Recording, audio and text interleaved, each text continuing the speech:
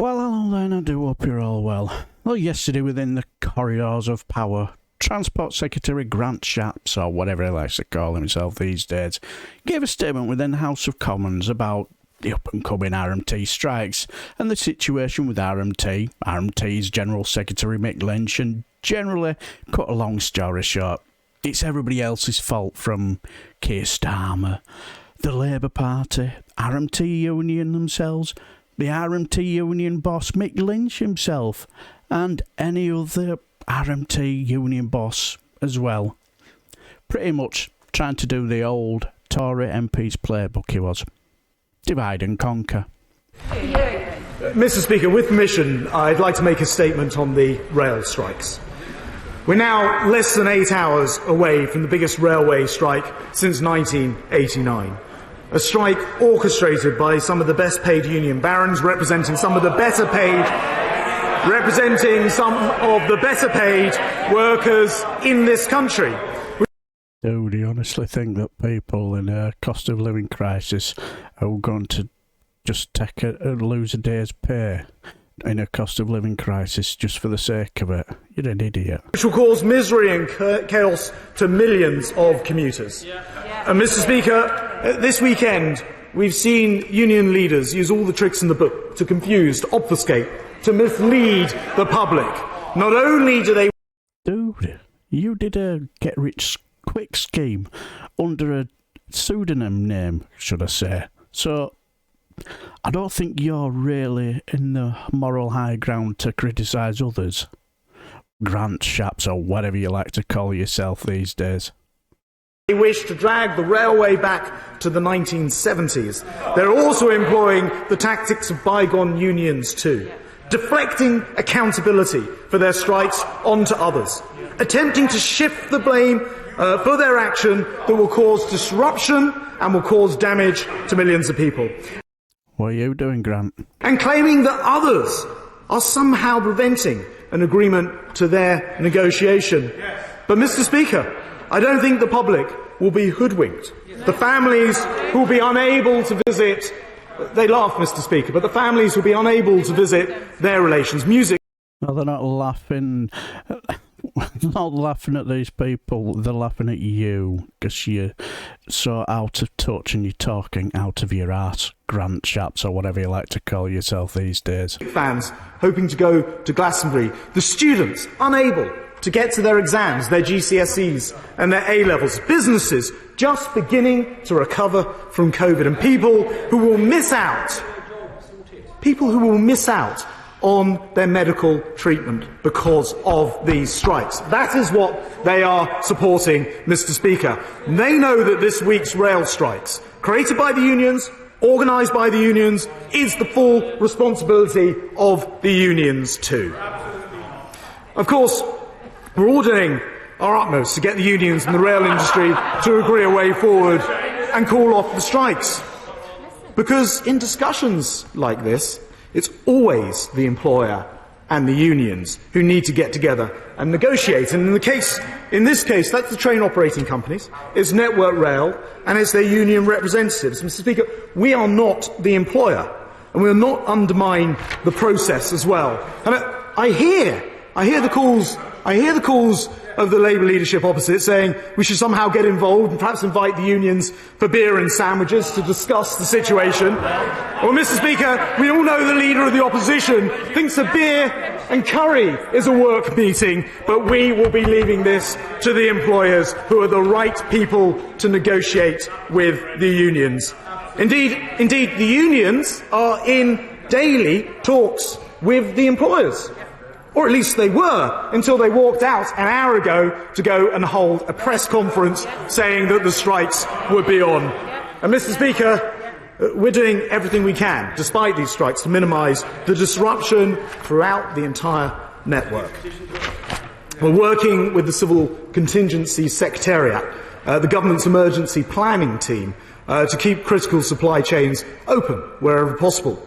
Operators will keep as many passenger trains as possible running, though, of course, with as much disruption to the timetable, that is going to be very difficult on strike days. And it's estimated that around 20% of planned services will operate, focused on key workers, main population centres and critical freight routes. But there will be mass disruption, and we advise passengers to avoid travelling unless absolutely necessary, which of course, for many, it will be. The National Rail Inquiry's website will be kept updated with the latest travel information to ensure passengers can make informed decisions about their travel. And passengers are strongly advised to check before they travel and encouraged to look for alternative means of transportation if their journey is affected, including on the days between the strikes. We're looking at a variety of different options for the railways in order to maintain services amid disruption in both the medium and the longer term. We can no longer, Mr. Speaker, I think, tolerate a position where rail workers exercising their right to strike can do it without any regard for how the rights of others are affected. Nurses and teachers and other working people who divide and rule, rely on the railway must be able to travel. So minimum service legislation is just one part of that. Minimum service levels are a government manifesto commitment and will require train operators to run a base number of services even in the event of future strike actions. It's a system which works well in other countries, including Belgium and France, and so we'll be bringing in the legislation to protect the travelling public if agreement can't be reached when major disruption, as with the strikes this week, is expected. I think we know what that'll be, you know.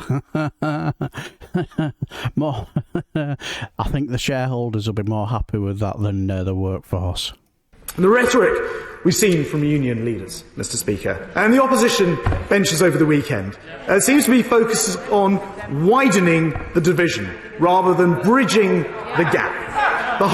What have you been doing for the last 5 minutes or so, Grant Shapps, or whatever you like to call yourself? The whole point of the railway reforms, based on the Williams Review, which engaged the unions very extensively, is to unite and modernise the industry.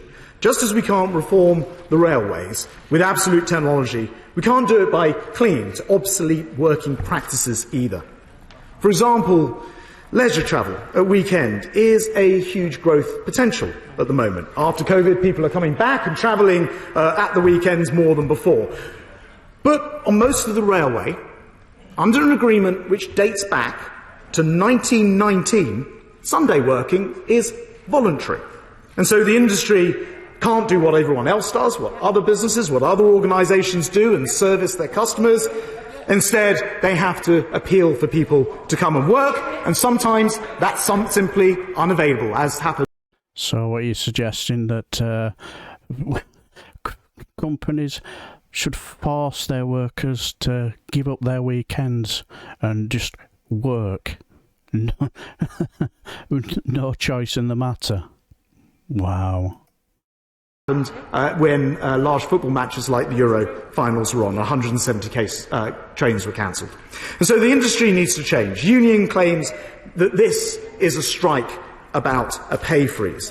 But this, Mr. Speaker, is factually incorrect. We are not imposing a pay freeze. The whole point of these reforms is, in fact, to build a sustainable, growing railway where every rail worker receives a decent annual pay rise. They've been having a pay cut for how many years now under this Tory government? Well, everybody's been getting a pay cut, haven't we? But let me be clear. Modernisation and reform to work, we have to have unions who are prepared to modernise. Otherwise, there can be no deal. So this strike today isn't about pay.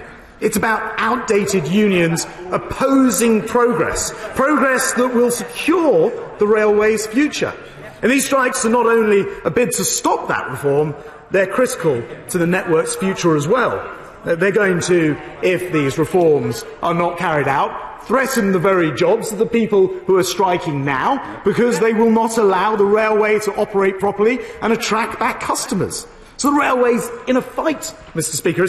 Hang on here, attract back customers. I thought 5 minutes ago you were talking about a whole waft of people wanting to come use the trains to get to work. Now they don't use the trains.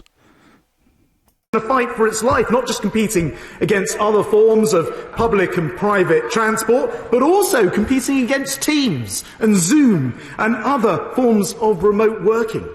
Many commuters who 3 years ago had no alternative but to travel by train, today have other options, including not to travel at all.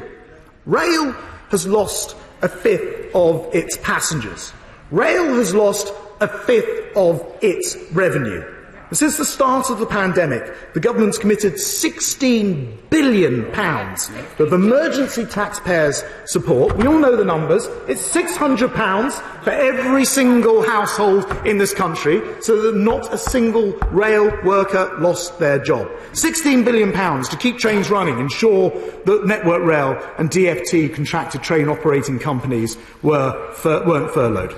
Now, as we recover and people start to travel again, the industry needs to grow its revenues. It needs to attract back passengers and make the reforms necessary to compete. And the very last thing the railway needs, and should be doing right now, is alienating passengers and freight customers with a long and damaging strike. So, more divide and rule there. My message, Mr. Speaker, to the workforce is straightforward.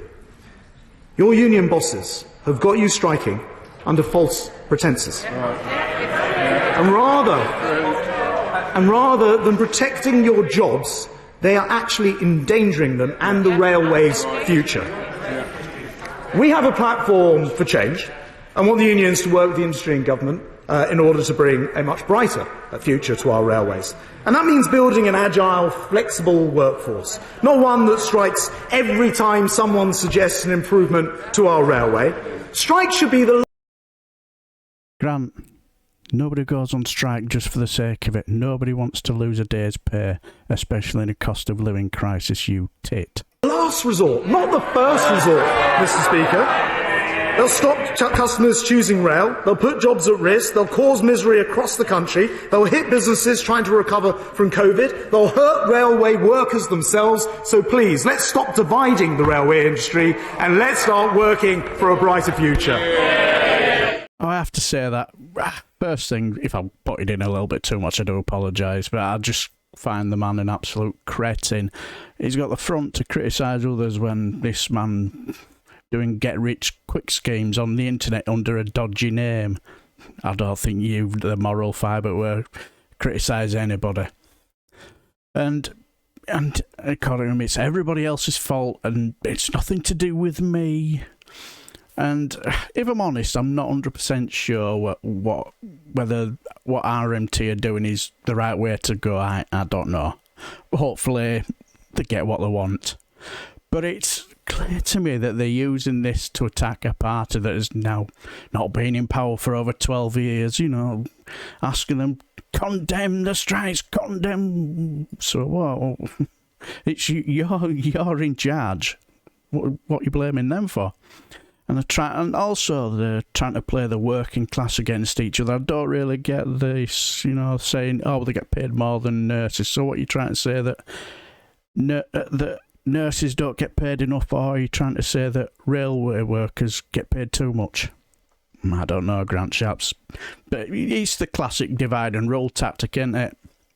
Chances are, probably work, won't it? Anyway, I shall leave the video here. Until the next time, I shall bid you farewell and take care.